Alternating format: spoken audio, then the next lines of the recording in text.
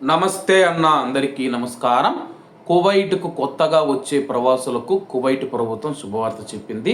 వివరాల్లోకి వెళితే, కువైట్లో నివసిస్తూ ఉన్న ప్రవాసుల యొక్క సౌకర్యార్థం కువైట్ మినిస్ట్రీ ఆఫ్ ఇంటీరియర్లోని రెసిడెన్సీ విభాగంలో మరో 2 కొత్త ఆన్లైన్ సేవలను ప్రారంభించినట్లు మినిస్ట్రీ ఆఫ్ ఇంటీరియర్ ప్రకటించింది. డిజిటల్ సేవలను విస్తరించడంలో భాగంగా తీసుకున్న ఈ నిర్ణయం ప్రవాసులకు ఎంతో ప్రయోజనకరంగా మారనుందని చెప్పేసి అధికారులు తెలియజేశారు.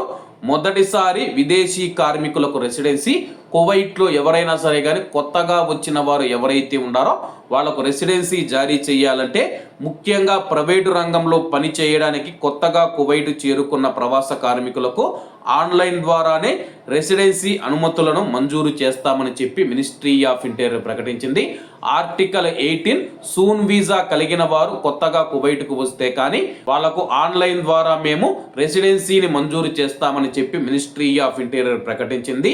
ఆర్టికల్ 18 వీసాపై ఉన్న కార్మికులకు తాత్కాలిక రెసిడెన్సీని పొడిగించుకునే సౌకర్యాన్ని కూడా ఇకపైన ఆన్లైన్ ద్వారా పొందవచ్చని చెప్పేసి general directorate of information system, general directorate of residency affairs విభాగాల సమన్వయంతో ఈ సేవలను అందుబాటులోకి తీసుకువచ్చినట్లు అధికారులు తెలియజేశారు. ప్రభుత్వ సేవలు పూర్తిగా డిజిటలైజేషన్ చేయాలన్న లక్ష్యంలో భాగంగా ఈ కీలక అడుగులు వేసినట్లు మినిస్ట్రీ ఆఫ్ ఇంటీరియర్ వెల్లడించింది.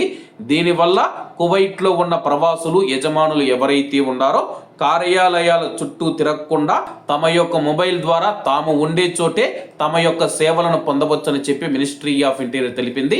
ఇకపైన కువైట్లో ఆర్టికల్ 18 సూన్ వీసా కలిగిన వారు ఎవరైతే ఉన్నారో వాళ్ళు ఎవరైనా తమ యొక్క రెసిడెన్సీ అకామాను పొందాలనుకుంటే కానీ ఆన్లైన్ ద్వారా మీరు అప్లై చేసుకుంటే కానీ ఆన్లైన్ ద్వారా మాత్రమే మీకు ఇకపైన రెసిడెన్సీ మంజూరు చేయబడుతుందని చెప్పి అధికారులు తెలియజేశారు.